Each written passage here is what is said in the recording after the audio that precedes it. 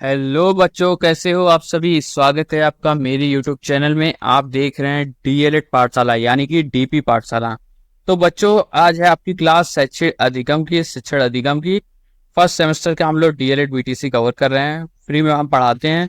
दोस्तों, डीएलएड पाठशाला पे आपको डीएलएड बीटीसी के सभी विषयों की पढ़ाई होती है, एकदम एग्जाम के हिसाब से और बिल्कुल मुफ्त में। अगर आप ढूंढ रहे हो कि डीएलएड के सभी विषयों के सटीक, सरल और पूरी तरीके से नोट्स आधारित वीडियोस, तो आप बिल्कुल सही चैनल पे आ गए हो बच्चों। चैनल को सब्सक्राइब कर दें, वीडियो को लाइक कर दें, बेल आइकन दबा दें और हमारे टेलीग्राम चैनल DLED_ पाठशाला को ज्वाइन कर लें। वहां पे आपको नोट्स फ्री में मिल जाएगा। ठीक है बच्चों। तो बच्चों चलो स्टार्ट करते हैं शिक्षण अधिगम क्लास 8।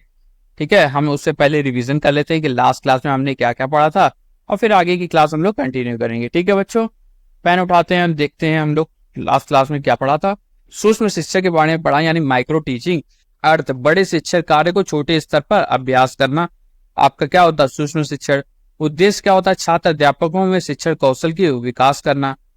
डी जनक कौन था आपके, DW एलन अमेरिका में 1963 में और भारत में DD तिवारी 1967 में। ठीक है। विशेषताएं क्या है, छोटी कक्षाओं को 5 से 10 छात्र कम समय में यानी 5 से 10 मिनट पर फीडबैक पर आधारित ये आपकी विधि होती है। ठीक है। चक्र आपका क्या होता है, पाठ योजना, शिक्षण, प्रतिपुष्टि, पुनः योजना, पुनः शिक्षण, पुनः प्रतिपुष्टि। कुल आपका कितना हो गया, कुल आपका 36 मिनट के हो गए। समझो बच्चों, तो कुल 36 मिनट का आपका ये साइकिल यानी चक्र होता है। आगे देखते हैं शिक्षण कौशल यानी टीचिंग स्किल्स के बारे में। तो अर्थ क्या है आपका, इसका शिक्षण कार्य में कुशलता आपका शिक्षण कौशल है। उद्देश्य क्या होता है, छात्रों को बेहतर सिखाना, व्यवहार में परिवर्तन लाना। वर्गीकरण, एलन व रियान 14 कुशल आपके शिक्षण 14 कौशल दिए हैं और बी के पासी ने 23 कौशल दिए, जिसमें से हमने 13 या 14 के बारे में जो मुख्य थे उसके बारे में हमने डिस्कस किया। प्रमुख शिक्षण कौशल कौन कौन से हैं आपके, पाठ प्रस्तावना कौशल, जो पूर्व ज्ञान के आधार पर पाठ का परिचय होता है। प्रश्नीकरण कौशल यानी प्रश्न पूछकर ज्ञान का मूल्यांकन यानी रुचि पैदा करना। प्रस्तावना विकासात्मक, बौद्ध और पुनरावृत्ति प्रश्न है। ठीक है। व्याख्या कौशल यानी कठिन विषय को सरल भाषा में समझाना, आपका क्या हो गया, व्याख्या कौशल हो गया बच्चों। श्यामपट्ट लेखन कौशल यानी श्यामपट्ट का प्रभावी उपयोग, स्पष्टता, स्वच्छता और उपयोगिता। सुदृढ़ीकरण का कौशल यानी अभ्यास, पुनरावृत्ति, गृह कार्य में ज्ञान का पक्का करना। शिक्षण कौशल का समन्वय हमने पढ़ा, एक पाठ में कई कौशलों का उपयोग करना आपका शिक्षण कौशल हो गया। उत्तर निष्कर्ष कौशल, बच्चों से सही उत्तर निकलवाना, उन्हें प्रेरित करना, ये सारा आपका उत्तर निष्कर्ष कौशल है। और पुनर्बलन कौशल आपका सकारात्मक और नकारात्मक होता है, बच्चों को प्रेरित किया जाता है, अच्छे व्यवहार को बढ़ावा दिया जाता है। ठीक है बच्चों, तो ये था आपकी कल की क्लासेस। आइए बच्चों, अब हम लोग पढ़ते हैं नेक्स्ट टॉपिक जो आज की क्लास है, न्यूनतम अधिगम स्तर। क्या है न्यूनतम, ठीक है, न्यूनतम अधिगम स्तर यानी क्या होगा, न्यूनतम यानी मिनिमम, अधिगम यानी लर्निंग, स्तर यानी स्किल। ठीक है। तो minimum level of learning and expected learning outcome के बारे में आइए पढ़ते हैं। ठीक है। तो क्या आपने कभी सोचा बच्चों कि जब तुम परीक्षा देते हो तो टीचर क्यों कहते हैं कि तुम्हें कम से कम इतना नंबर लाने ही होंगे ताकि तुम पास हो सको। ठीक है। तो पास होने के लिए बच्चों को मिनिमम होता है ना, 100 में आपका 40 होता है, 33 होता है। ठीक है। तो इस तरीके का नंबर लाना जाता है जिससे कि बच्चा पास हो सके उस क्लास में, उस सब्जेक्ट में। इसी से जुड़ा हुआ है। ठीक है। आज के समय में हमारी जनसंख्या बढ़ती जा रही है और पढ़ाने के साधन यानी शिक्षण संसाधन कम होते जा रहे हैं। ठीक है। जनसंख्या बढ़ी है, शिक्षण संस्थान कम होते जा रही है। इसलिए राष्ट्रीय शिक्षा नीति यानी नेशनल एजुकेशनल पॉलिसी 1986 में इस बात पर ध्यान दिया गया कि कोई भी बच्चा, चाहे वह गांव में पढ़े या फिर शहर में, स्कूल में पढ़े या फिर और अनौपचारिक शिक्षा केंद्र में, सरकारी स्कूल में पढ़े या फिर प्राइवेट में, सभी बच्चों के लिए यह तय किया जाना चाहिए कि उन्हें कम से कम कितना जानना और समझना जरूरी है। ठीक है। तो हर क्लास में, हर सब्जेक्ट में कितना उनको जानना जरूरी है ये तय हो जाए कि बच्चा अगर 33 नंबर ले आया है, 40 नंबर ले आया तो वो पास हो जाए। तो ये मिनिमम जो लेवल है ये तय करना आपका किसने तय किया था, राष्ट्रीय शिक्षा नीति 1986 में। ठीक है बच्चों, आइए आगे बढ़ते हैं, अधिगम के बारे में पढ़ते हैं। अधिगम का मतलब क्या होता है। ठीक है। तो अधिगम का मतलब क्या है? अधिगम यानी लर्निंग। अधिगम का मतलब क्या? लर्निंग यानी मतलब है सिखाना, सीखना। ठीक है, कोई भी व्यक्ति जन्म से लेकर के मृत्यु तक जो कुछ भी सीखता है और जो अनुभव यानी एक्सपीरियंसेस प्राप्त करता है, उसे ही आप क्या कहते हैं? उसे ही बच्चों उसका अधिगम कहते हैं। ठीक है, तो अनुभव के द्वारा हमारे व्यवहार में जो बदलाव आते हैं उन्हें ही अधिगम या सीखना कहते हैं। समझे? तो हमारे अधिगम के अनुभव के द्वारा जो हमारे में बदलाव आते हैं व्यवहार में, उसे ही क्या कहते हैं? अधिगम का या सीखना कहते हैं बच्चों। तो अधिगम के स्तर के बारे में बात करते हैं कि अधिगम के स्तर को दो भागों में बांटा गया। कितने भाग में? दो भाग में बच्चों। कहा गया पहला आपका न्यूनतम अधिगम स्तर यानी मिनिमम लेवल ऑफ लर्निंग। दूसरा आता अपेक्षित अधिगम स्तर यानी एक्सपेक्टेड लर्निंग लेवल। ठीक है, तो दो भागों में बांटा गया आपका न्यूनतम अधिगम स्तर यानी मिनिमम लेवल ऑफ लर्निंग, दूसरा अपेक्षित अधिगम स्तर यानी एक्सपेक्टेड लर्निंग लेवल। ठीक है, आइए एक एक करके इसके बारे में बात करते हैं। पहला आपका क्या था? न्यूनतम अधिगम स्तर यानी मिनिमम लेवल ऑफ लर्निंग बच्चों। तो देखो बच्चों, न्यूनतम अधिगम स्तर यानी मिनिमम लेवल ऑफ लर्निंग एक ऐसा तरीका है जिसमें यह देखा जाता है कि किसी बच्चे को किसी निश्चित क्लास या स्तर पर कम से कम कितना सीखना चाहिए। ठीक है, देखो न्यूनतम अधिगम स्तर जो है वो एक ऐसा तरीका है जिसमें यह देखा जाता है कि किसी बच्चे को किसी निश्चित क्लास, कोई एक क्लास है, वो या स्तर पर कम से कम कितना सीखना चाहिए, वो उस बारे में जो बताता है वही आपका क्या? न्यूनतम अधिगम स्तर है बच्चों। ठीक है, देखो उदाहरण आपको एग्जांपल बताते हैं। जैसे रीता है, ठीक है, रीता कक्षा 6 में पढ़ती है।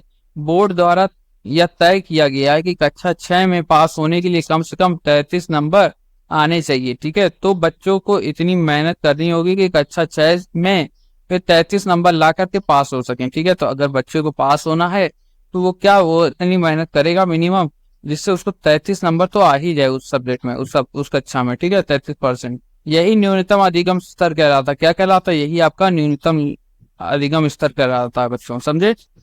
आजकल अधिगम को न्यूनतम स्तर कहीं कहीं बहुत ऊंचा है और कहीं कहीं बहुत कम है। ठीक है, तो कहीं कहीं बहुत ऊंचा है ये स्तर, कहीं कहीं बहुत कम है। इसका कारण है कि बच्चे के पढ़ने में रुचि कम हो रही है। क्या कारण है?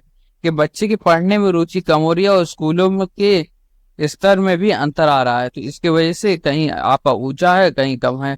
ठीक है, इसीलिए सभी के लिए समानता यानी इक्वेलिटी को ध्यान में रखते हुए एक न्यूनतम स्तर तय किया जाना चाहिए ताकि सभी बच्चे अच्छे से पढ़ सकें। समझे बच्चों? ठीक है बच्चों, तो इसीलिए सभी के लिए समानता यानी इक्वेलिटी को ध्यान में रखते हुए एक न्यूनतम स्तर तय किया जाना चाहिए ताकि सभी बच्चे अच्छे से पढ़ सकें। समझे? तो यही आपका क्या होता है? न्यूनतम अधिगम स्तर यानी मिनिमम लेवल ऑफ लर्निंग। आइए आगे देखते हैं कि न्यूनतम अधिगम की आवश्यकता क्या होती है, नीड्स क्या होता है मिनिमम लेवल ऑफ लर्निंग की। ठीक है, पेन क्यों बार बार छूट जाता है यार। तो पहला आता है पढ़ाई के बीच में जो अंतर आता है उसे दूर करने के लिए आपका ये इसकी रिक्वायरमेंट होती है, इसकी आवश्यकता होती है। ठीक है, तो पढ़ाई के बीच में जो अंतर आता है उसे दूर करने के लिए, बच्चों के सीखने के स्तर में सुधार लाने के लिए, तो पढ़ाई में के बीच जो अंतर आता है उसे दूर करने के लिए आपका अधिगम स्तर की आवश्यकता होती है। आगे देखते हैं बच्चों के सिखाने के स्तर में सुधार लाने। ठीक है, बच्चे को जो सुधारने कहा गया, बच्चे के सीखने के स्तर में सुधार लाने के लिए आपका क्या इसका इस्तेमाल किया जाता है। ठीक है, तो बच्चे के सीखने के स्तर को सुधार लाने के लिए। ठीक है, और तीसरा क्या है? शिक्षा का गिरता हुआ जो स्तर है, जो गिर रहा है स्तर, उसको सुधारने के लिए आपका मिनिमम लेवल ऑफ लर्निंग का यूज किया जाता है। ठीक है बच्चों, समझ में आया?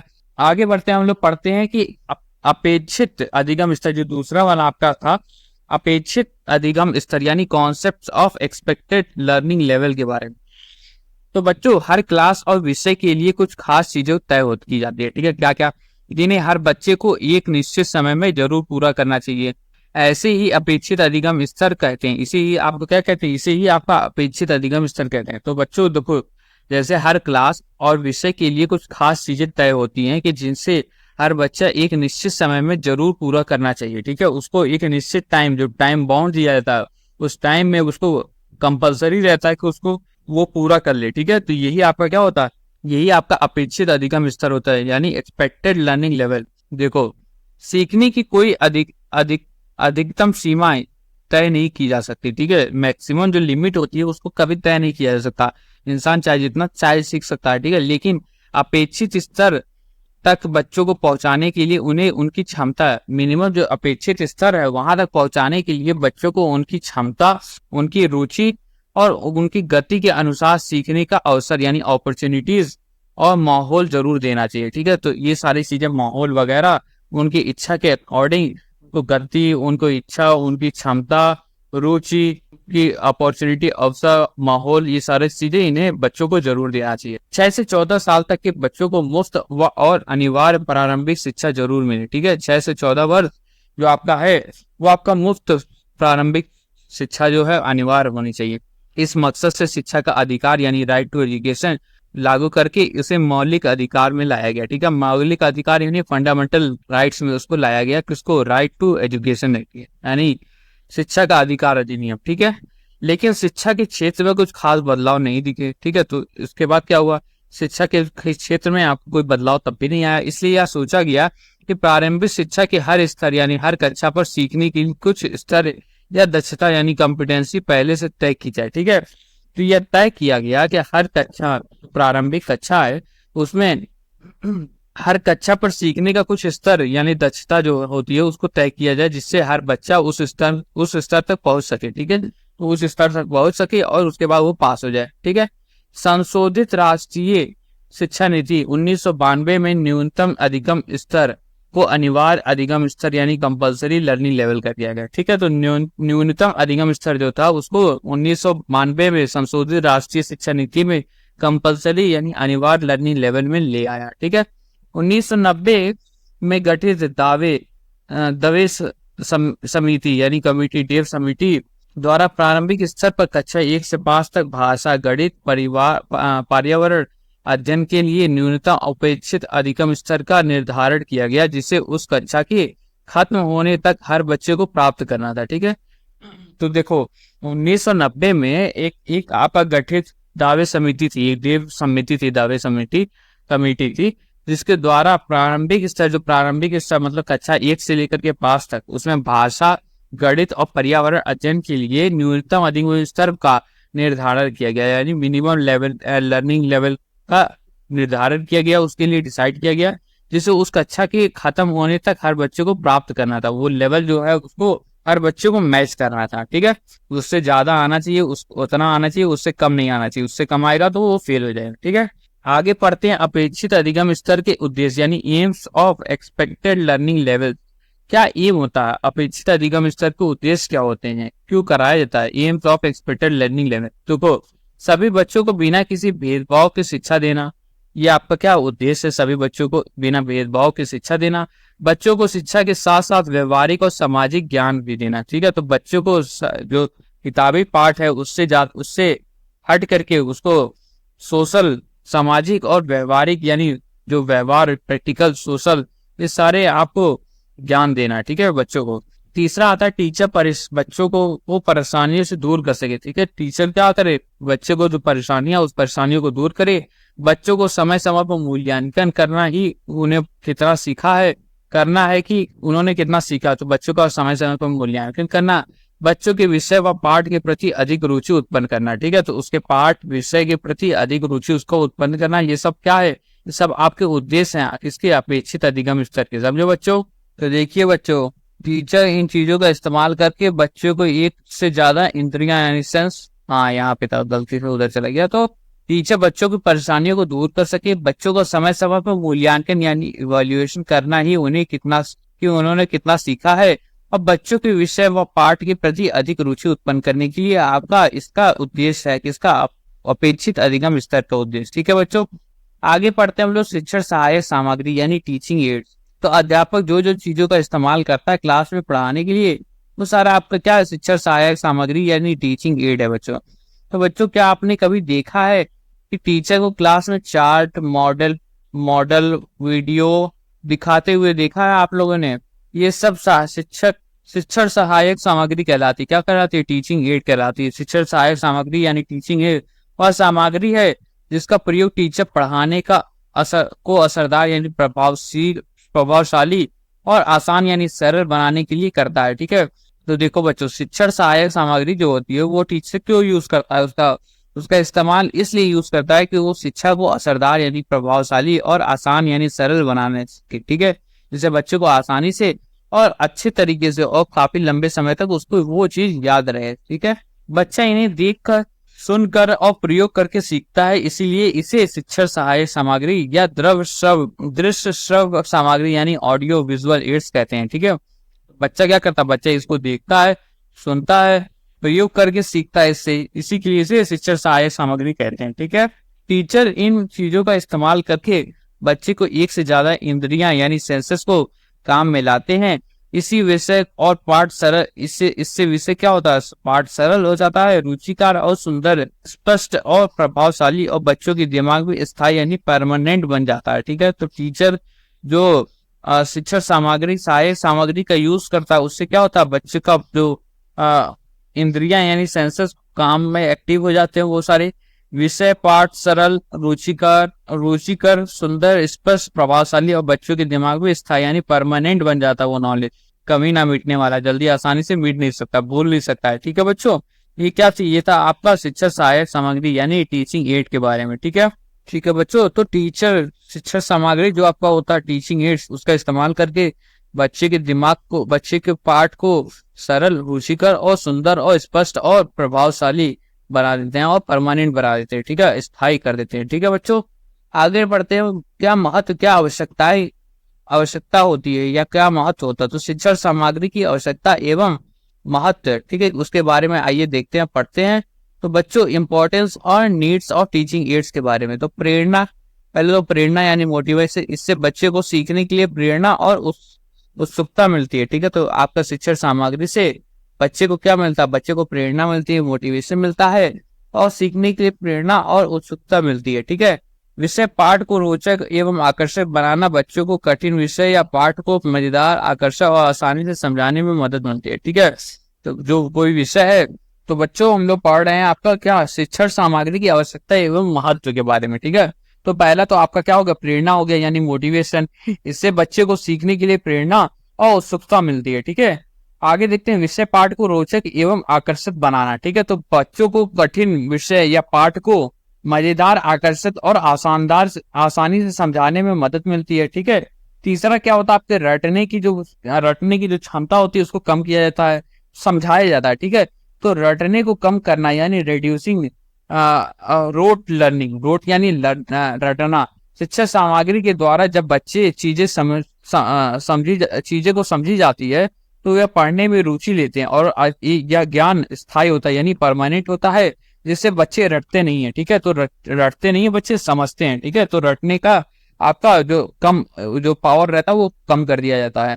शिक्षण में कुशलता यानी एफिशिएंसी इन टीचिंग, ठीक है, ये क्या होता है आपका, तो शिक्षा सामग्री के द्वारा बच्चे वो चीजें सीख और समझ सकते हैं जो सिर्फ बातें चौक और टॉक सुनकर नहीं सीख सकते हैं, ठीक है। तो देखो, शिक्षा सामग्री के द्वारा बच्चे वो चीजें सीख और समझ सकते हैं जो सिर्फ बातें सुनकर नहीं सीख सकते, ठीक है। तो सिर्फ बातें सुन करके नहीं सीख सकते, उसको लिखने, अगर आप ब्लैक बोर्ड पे उसको लिखोगे तो वो आसानी से समझ जाएंगे, ठीक है, चित्र बनाओगे, तो ये सब आपका क्या है।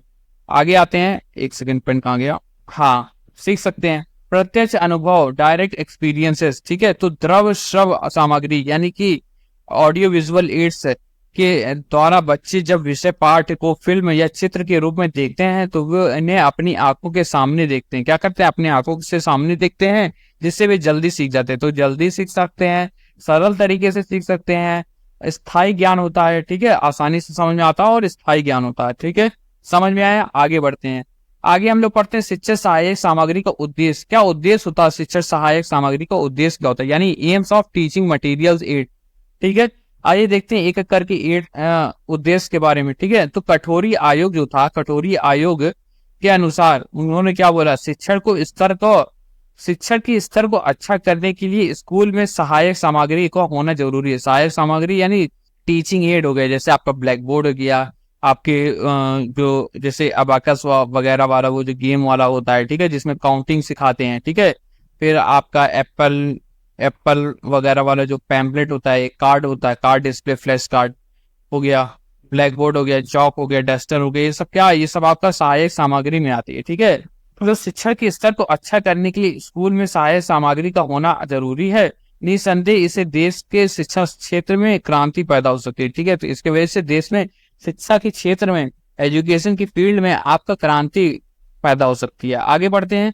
शिक्षा को प्रभावशाली बनाने और विद्यार्थियों यानी बच्चों के कौशल में विकास के लिए शिक्षक सामग्री का इस्तेमाल किया जाता है, जिसकी मुख्य उद्देश्य है। कौन कौन से उद्देश्य हैं, आइए एक एक करके इनके बारे में हम लोग बात करते हैं। ठीक है बच्चों, तो कौन कौन से उद्देश्य हैं। पहला आता है आपका बच्चों के को अनुभव यानी एक्सपीरियंसेस के द्वारा ज्ञान देना। क्या करना, बच्चों को एक्सपीरियंसेस के द्वारा ज्ञान देना, अनुभव के द्वारा। ठीक है, जैसे माता पिता देते हैं अपने अनुभव के द्वारा ज्ञान देते हैं। अध्यापक बच्चों को अच्छे से शिक्षण दे सके। ठीक है, अच्छे से अध्यापक शिक्षण दे सके। पाठ सामग्री को स्पष्ट, क्लियर व सरल बनाना। ठीक है, पाठ सामग्री को, जो पाठ है आपका सिलेबस है, उसको स्पष्ट सरल बना देना और स्पष्ट यानी क्लियर बना देना। ठीक है, तेज और धीमी बुद्धि के बच्चों को एक समान इक्वल शिक्षा देना। अब कोई बच्चा तेज है, कोई बच्चा धीमी बुद्धि वाला है, ठीक है, तो उसको बहुत ज्यादा टाइम लगता है सीखने में और बहुत लो लेवल में उसको समझाना पड़ता है। ठीक है, तो दोनों ही तरह के बच्चों को एक समान शिक्षा देने के लिए आपका सहायक सामग्री की यूज किया जाता है। ठीक है बच्चों, आगे बढ़ते हैं। आगे क्या आपका बच्चों में विषय व पाठ के प्रति अधिक रुचि उत्पन्न करना। क्या करना, बच्चे की में विषय व पाठ के प्रति अधिक रुचि यानी इंटरेस्ट उत्पन्न करना और बच्चे को अधिक क्रियाशील यानी एक्टिव बनाना। ये सब क्या है, ये सब आपके उद्देश्य है सहायक सामग्री के। समझे बच्चों, आगे बढ़ते हैं। हम पढ़ते हैं सहायक सामग्री की विशेषताएं। उद्देश्य तो हमने पढ़ लिया, पहले हमने पढ़ा कि सहायक सामग्री क्या होती है, टीचिंग एड्स को कहते हैं, उसकी हमने उद्देश्य देख लिया। अब हम देखते हैं उसकी विशेषताएं क्या होती है, यानी कैरेक्टरिस्टिक ऑफ टीचिंग एड्स के बारे में। ठीक है बच्चों, चलो एक एक करके आइए बात करते हैं। सहायक सामग्री मुश्किल बातों को सरलता यानी सिंप्लिसिटी से समझा सक देती है। जैसे हम आपको कैसे सिंप्लिसिटी से आसानी से सरलता से आपको समझा रहे हैं पाठ पूरा। ठीक है, तो उसी तरीके से सहायक सामग्री, अब आप हमारे में सहायक सामग्री क्या, ये देखो पेन है, ठीक है, ये आपका पीपीटी है, नोट्स है, ठीक है, हर तरीके के चित्र हैं, ये सब आपकी सहायक सामग्री। लैपटॉप हो गया, मोबाइल हो गया। सहायक सामग्री मुश्किल बातों को सरलता से समझा देती है, टीचर को अच्छे से पढ़ाने में मदद करती है और बच्चों में से जुड़ी कठिनाइयों को दूर करती है। ठीक है, यह समय को बचत यानी टाइम को बचाती है और रुचि में वृद्धि यानी इंटरेस्ट में वृद्धि करती है। ठीक है, इंटरेस्ट बढ़ाती है। ठीक है बच्चों का, चीजों को सीधे सामने देखने यानी प्रत्यक्ष जागृत का मौका मिलता है। ठीक है, तो चीजों को सामने से अगर बच्चा देखता है सामने से तो वो जल्दी समझ जाता है। बकायदा उसको अगर एग्जाम्पल देकर समझाएंगे जो चीज उसके सामने है ही नहीं तो उसको जल्दी समझ में नहीं आएगी। ठीक है, तो ये सारे क्या थे, ये सारे आपकी विशेषताएं थी यानी कैरेक्टरिस्टिक थे बच्चों।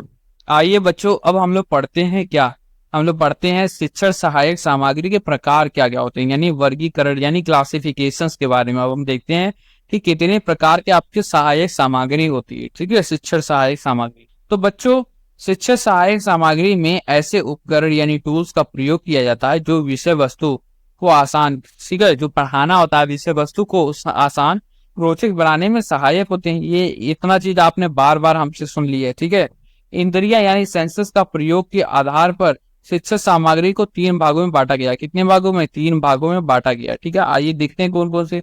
पहला था श्रव्य साधन यानी ऑडियो एड्स। ठीक है, इसमें क्या होता है, ऑडियो एड्स यानी श्रव्य यानी सुनना। ठीक है, तो जिन्हें सिर्फ सुना जा सकता है, ये आपका क्या हो गया, जैसे उदाहरण रेडियो हो गया, ग्रामोफोन हो गया, टेप रिकॉर्डर हो गया, ये सब आप क्या, ये सब आपके श्रव्य साधन यानी ऑडियो एड्स हो। ठीक है, दृश्य साधन में क्या आता है आपका विजुअल एड्स, जिन्हें सिर्फ देखा जा सकता है। ठीक है, जिससे प्रक्षेपित दृश्य साधन प्रोजेक्टर विजुअल एड, जिन्हें कई किसी स्क्रीन पर दिखाया जाता है आपका, जैसे आपका ओवरहेड प्रोजेक्टर हो गया। ठीक है, वर्गदर्शी हो गया, स्लाइड प्रोजेक्टर हो गया, फिल्म स्ट्रिप प्रोजेक्टर हो गया, स्लाइड कम फिल्म स्ट्रिप प्रोजेक्टर हो गया। ये सारे आपके क्या हैं, ये सारे आपके दृश्य साधन के एग्जाम्पल हैं यानी विजुअल एड्स के। ठीक है, तो आपका ऑडियो विजुअल एड्स हो गया। तीसरा आता है आपका अपेक्षित दृश्य साधन। क्या आता है, अप्रेक्षित दृश्य साधन यानी कि नॉन प्रोजेक्टर विजुअल एड्स। ठीक है, ये क्या होता है, जिन्हें सीधे देखा जा सकता है। क्या क्या, सीधे देखा जा सकता है, जैसे आपका चार्ट हो गया, बोर्ड हो गया, श्यामपट जैसे, ग्राफ हो गया, पोस्टर हो गया, कार्टून हो गया, फ्लैश कार्ड हो गया, ग्लोब हो गया, पाठ्य पुस्तक हो गया, एक्सेट्रा। ये सारी चीजें आपकी क्या है, ये सारी चीजें आपके क्लासिफिकेशन है किस चीज के, वर्गीकरण आपके शिक्षण सहायक सामग्री की। क्या क्या आपका श्रव्य साधन हमने देख लिया। ठीक है, दृश्य साधन और आपका अप्रेक्षित दृश्य साधन। ठीक है, श्रव्य दृश्य साधन एक होता है आपका श्रव्य दृश्य साधन, यानी दोनों ऑडियो विजुअल एड जिन्हें देखा जा सकता है, सुना दोनों जा सकता है। ठीक है, उदाहरण क्या हो गया आपका चलचित्र यानी मूवी, दूरदर्शन यानी टेलीविजन टीवी, ड्रामा हो गया, ठीक है, सीरियल्स हो गए, audio visual recorder, video tape etcetera. ये सारी जो यूट्यूब पे ये सारी क्या है आपके श्रव्य दृश्य साधन यानी ऑडियो विजुअल एड, आप सुन भी सकते हो और देख भी सकते हो। ठीक है, ये सब क्या होगा, ये सब आपके क्लासिफिकेशन यानी वर्गीकरण हो गए। ठीक है बच्चों, क्लासिफिकेशन हो गया। ठीक है, आगे बढ़ते हैं। अब हम ऑपरेशन ब्लैक बोर्ड के बारे में पढ़ते हैं। ये आपका सेकंड सेमेस्टर में भी अच्छा खासा टॉपिक है इसका। ठीक है, फर्स्ट सेमेस्टर में अभी क्या ऑपरेशन ब्लैक बोर्ड के अंतर्गत प्रदत्त सामग्री यानी कौन कौन से मटेरियल प्रोवाइड किए जाते हैं ऑपरेशन ब्लैक बोर्ड। तो ऑपरेशन ब्लैक बोर्ड पहले तो एक नीति थी, ठीक है, जिसमें ये लाया गया था कि हर स्कूलों में आपका ब्लैक बोर्ड दिया जाएगा और कई सारी चीजें दी जाएगी। तो वो उसके बारे में बात करते हैं कि कौन कौन से मटेरियल दिए गए, material provided under the operation black board scheme. ठीक है, तो 1986 में नवीन शिक्षा नीति जो बनी, न्यू एजुकेशन पॉलिसी 1987 को लागू की गई। इसमें कहा गया है कि बढ़ती समस्या और जनसंख्या के दबाव को देखते हुए सुविधाओं को कम से कम पढ़ाना मुश्किल है। ठीक है, सुविधाओं की कमी में पढ़ाना मुश्किल है। ठीक है, तो जो सुविधाएं अभी कॉलेजेस स्कूलों के पास है उससे पढ़ाना जो है वो बहुत मुश्किल हो गया है। ठीक है, तो इसके वजह से इन्होंने क्या किया, अच्छे से पढ़ाने के लिए स्कूल और दूसरी सहायक सामग्री को होना जरूरी है। ठीक है, तो स्कूल का भी होना जरूरी है और दूसरी सहायक सामग्री जो होती है टीचिंग एड उसका भी होना जरूरी है। ऐसी स्थिति में एक योजना बनी जिसे क्या बोलते हैं, ब्लैक बोर्ड ऑपरेशन यानी ऑपरेशन ब्लैक बोर्ड के नाम से जाना जाता है। ठीक है, इस योजना में कहा गया कि शिक्षण सुविधाओं को की कमी होने पर जो सामग्री उपलब्ध है उसके माध्यम से बच्चों को शिक्षा दी जाए। ठीक है, इसका योजना का क्या मतलब था, योजना में कहा गया था कि शिक्षा सुविधा की कमी होने पर भी जो सामग्री उपलब्ध है उसके माध्यम से बच्चों को शिक्षा दी जाए। ठीक है, राजीव गांधी ने कहा था कि राजीव गांधी ने ये लाया था। ठीक है, आपका ऑपरेशन ब्लैक बोर्ड। तो इन्होंने क्या कहा था, अध्यापक को चाहिए कि विद्यालय के अभाव में वृक्ष के नीचे बैठकर बच्चों को शिक्षित यानी पढ़ाया जाए जिससे शिक्षा में गुणवत्ता सुधार हो सके। तो इन्होंने क्या बोला था कि अध्यापकों को, टीचर को विद्यालय के अभाव में, ठीक है, वरांदा में अभाव में जहां वृक्ष है वृक्ष के नीचे बैठ करके बच्चों को शिक्षा देनी चाहिए जिससे शिक्षा का गुणवत्ता स्तर जो होता है, लेवल जो होता है वो बढ़ जाए। ठीक है बच्चों, समझे कि नहीं। तो ये राजीव गांधी ने ऑपरेशन ब्लैक बोर्ड की नीति लाई थी। अब देखते हैं कौन कौन सी चीज इसमें थी। ऑपरेशन ब्लैक बोर्ड के अंतर्गत प्राप्त सामग्री, कौन कौन सी प्राप्त सामग्री थी, आइए देखते हैं। Material received under black board operation black board. ठीक है, तो टीचर को वो सामग्री दी जाती है जिसके द्वारा वे बच्चे को पढ़ा सकें। ठीक है, तो बच्चे को जिससे पढ़ा सके वो सारी सामग्री दी जाती है। इसमें 3 प्रकार की किट दी जाती है। कौन सी, पहले विज्ञान किट दी जाती थी, ठीक है, साइंस किट।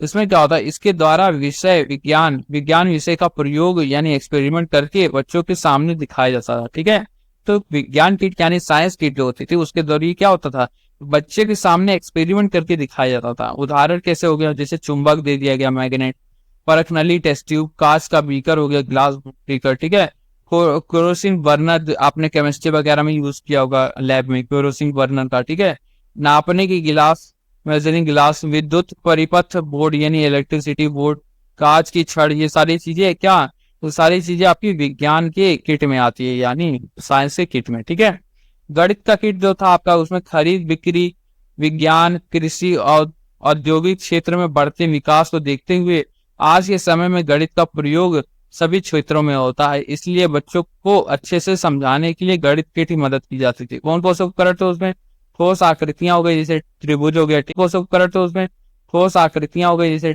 त्रिभुज हो गया, ठीक है, त्रिभुज हो गया आपका, आयात हो गया, वर्ग हो गया, ठीक है, चतुर्भुज हो गया, शंकु हो गया, नेपियर स्ट्रिप, गिनतारा, अबाकस। गिनतारा क्या होता है आपका, अबाकस होता है गिनती गिनने के लिए छोटे बच्चों के लिए। ठीक है, ये सब क्या था, ये सब आपका गणित में किट था। ठीक है, तीसरा आता है mini tool kit. Mini tool kit क्या था, प्राइमरी स्कूलों के बच्चों के लिए छोटी छोटी चीजों से पढ़ाना और समझाना आसान हो जाता है। ठीक है, क्या हो जाता है, प्राइमरी स्कूलों में बच्चों को पढ़ाने के लिए छोटी छोटी चीजों का इस्तेमाल किया जाता है जिससे पढ़ाना आपका आसान हो जाता है। जैसे उपकरण क्या हो गया, साइकिल की रेंच हो गई, ठीक है, साइकिल की जो रेंच होती है, ठीक है, रेंच कैसी होती है, ऐसी होती है ना, ठीक है, ये आपका क्या होगा, रेंच हो गया। हथौड़ी हो गया यानी हैमर, ठीक है, प्लास हो गया, टाका लगाने का उपकरण यानी सोल्डरिंग आयरन, ठीक है, जो गर्म करके पिघलाए करके तार को जोड़ा जाता है, ठीक है, तार होल्डर हो गया, वायर वायर होल्डर, चिमटी यानी ट्विजर, पेचकस हो गया, स्क्रू ड्राइवर, ठीक है। ये सारी चीजें आपके क्या, ये सारी आपके मिनी टूल किट में आते हो। तो 3 प्रकार की आपकी टूल किट होती थी, विज्ञान की टूल किट और गणित की किट और मिनी टूल किट, ठीक है बच्चों, समझ में आया कि नहीं, समझ में आया। देखो बच्चों, ये थी आज की क्लास, आशा करता हूँ आपको क्लास अच्छी लगी होगी, समझ में आई होगी। आइए हम लोग रिवीजन कर लेते हैं एक बार कि हम लोग क्या क्या पढ़ा है आज की क्लास में, ठीक है। तो चलो बिना किसी देरी के हम लोग रिवीजन पे आते हैं। तो न्यूनतम अधिकतम स्तर के बारे में हमने देखा, मिनिमम लेवल ऑफ लर्निंग के बारे में, जिसको एमएलएल कहते हैं, ठीक है। क्या अर्थ है, किसी निश्चित स्तर पर बच्चों को कम से कम कितना सिखाना चाहिए, ये क्या होता है, सीखना चाहिए, वो क्या आपका न्यूनतम अधिगम स्तर है, ठीक है। आवश्यकता क्या होती है, शिक्षा में समानता लाने के लिए, इक्वालिटी लाने के लिए, स्तर सुधारने के लिए, ठीक है, लेवल जो है उसको सुधारने के लिए। संशोधित राष्ट्रीय शिक्षा नीति 1992 में इसी अनिवार्य अधिगम स्तर कहा गया, ठीक है, इसी नीति को अनिवार्य कर दिया गया, अनिवार्य अधिगम स्तर कर दिया गया। दावे समिति जो थी 1990 में प्राथमिक स्तर पर भाषा, गणित, पर्यावरण अध्ययन के लिए एमएलएल निर्धारित कर दिया गया, यानी minimum level of learning her subject के लिए, जैसे भाषा हो गया, हिंदी लैंग्वेज, इंग्लिश लैंग्वेज, ठीक है, गणित हो गया, पर्यावरण हो गया, अध्ययन, ये सारी चीजें, इसमें सारी चीजों में आपका एमएलएल यानी मिनिमम लेवल लर्निंग वाला ले आएगा कॉन्सेप्ट, ठीक है। अब आते हैं अपेक्षित अधिगम स्तर के बारे में, हमने पढ़ा अपेक्षित क्या होता है, आपका एक्सपेक्टेड लर्निंग लेवल। क्या अर्थ है इसका, प्रत्येक कक्षा यानी विषय के लिए निर्धारित ज्ञान जो निश्चित समय में बच्चे को प्राप्त करना है, वो आपका क्या होगा, अपेक्षित अधिगम स्तर होगा बच्चों, सही समझे। उद्देश्य क्या है, भेदभाव रहित क्षेत्र शिक्षा, व्यवहारिक सामाजिक ज्ञान, समस्याओं का निदान, मूल्यांकन और रुचि को बढ़ाना, ठीक है, ये सारे आपके क्या हो गए, ये सारे आपके उद्देश्य होगा बच्चों, समझे, ठीक है बच्चों। तो ये था आपका ये चीज, अपेक्षित अधिगम स्तर का उद्देश्य। अधिगम क्या होता है, लर्निंग, आपका अनुभव द्वारा व्यवहारों में होने वाला परिवर्तन आपका अधिगम हो जाता है। शिक्षा सहायक सामग्री आपकी टीचिंग एड्स हो गई, यानी teaching aids, audio visual aid. अर्थ क्या, आपका शिक्षण को प्रभावशाली व सरल बनाने के लिए उपयोग की जाने वाली सामग्री आपकी शिक्षा सहायक सामग्री हो गई। लाभ और महत्व में प्रेरणा, मोटिवेशन होता है, विषय को रोचक बनाना, रटने को कम करना, शिक्षा में कुशलता, प्रत्यक्ष अनुभव लाना, ठीक है। उद्देश्य क्या होता है आपका, अनुभवों के द्वारा ज्ञान करना, प्रभावी शिक्षण देना, पाठ सामग्री स्पष्ट करना, समान शिक्षा, आपका ये सारी रुचि, क्रियाशीलता बढ़ाना, ठीक है। विशेषताएं क्या हुई, छोटी बातों को सरलता से समझाना, टीचर की मदद हो जाती है, भाषा कठिनाई दूर करना और समय बचाना और रुचि बढ़ाना, ठीक है। आगे आते हैं प्रकार के बारे में, हमने देखा तो इंद्रियां के आधार पर कितने प्रकार के होते हैं, आपके श्रवण साधन आपके होगी, रेडियो, ग्रामोफोन, टेप रिकॉर्डर। दृश्य साधन हो गया आपके प्रक्षेपित और अप्रक्षेपित। प्रक्षेपित आपका क्या हो गया, ओवरहेड प्रोजेक्टर हो गया, स्लाइड प्रोजेक्टर हो गया, ठीक है। अप्रक्षेपित जो आपके सामने होता है, जैसे चार्ट हो गया, बोर्ड हो गया, ग्राफ हो गया, पोस्टर हो गया, ग्लोब हो गया, पाठ पुस्तक हो गया, ठीक है। श्रव्य दृश्य साधन तीसरा आपका था जिसमें चलचित्र हो गया, दूरदर्शन हो गया, ड्रामा हो गया, वीडियो टेप हो गया, यूट्यूब हो गया, ठीक है। ऑपरेशन ब्लैक बोर्ड क्या था आपका, 1986 में ऑपरेशन ब्लैक बोर्ड आया। उद्देश्य क्या था, बढ़ती जनसंख्या, कम संसाधनों में भी बच्चों को अच्छी शिक्षा देना। सामग्री कौन सी यूज हुई, 3 प्रकार की किट दी जाती थी, विज्ञान किट, गणित किट और मिनी टूल किट। इसमें क्या किया गया, विज्ञान में प्रयोग द्वारा विज्ञान सिखाते थे, गणित को समझाने हेतु ठोस आकृतियां और गिनतारा यानी अबाकस। मिनी टूल में छोटी छोटी चीजों से सिखाने हेतु, जैसे साइकिल, रिंच हो गया, हथौड़ी हो गई, ये सारे आपके मिनी टूल्स में आते हैं बच्चों, समझ में आया। कल हम लोग पढ़ेंगे श्रव्य सामग्री के बारे में। तो बच्चों कैसी रही आज की क्लास, आशा करता हूँ आपको पसंद आई होगी, समझ में आई होगी। अगर पसंद आई है तो वीडियो को लाइक करें, चैनल को सब्सक्राइब कर, कमेंट करना मत भूलें बच्चों। आप सपोर्ट करेंगे तभी हम भी आगे बढ़ेंगे और आप भी आगे बढ़ेंगे, ठीक है। तो आप सपोर्ट ज्यादा से ज्यादा करें। हम लोग का सिलेबस जो है वो कंप्लीट होने वाला, लगभग 3 से 4 क्लासेस और बची है, उसके बाद से हम लोग का कंप्लीट हो जाएगा।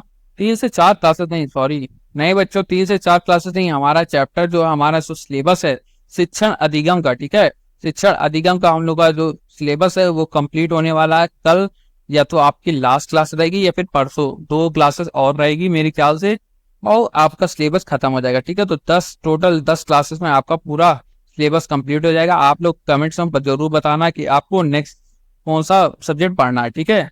चलो बच्चों, मिलते हैं हम लोग नेक्स्ट वीडियो में, तब तक के लिए धन्यवाद आप सभी को। वीडियो को लाइक करें, चैनल को सब्सक्राइब करें, बेल आइकन दबा दें। हमारा टेलीग्राम चैनल DLED पाठशाला को ज्वाइन कर लें। हमारा इंस्टाग्राम ID DP.पाठशाला को फॉलो कर लें, ठीक है। चलो मिलते हैं नेक्स्ट वीडियो में, तब तक के लिए धन्यवाद आप सभी को। Bye bye, thank you everyone.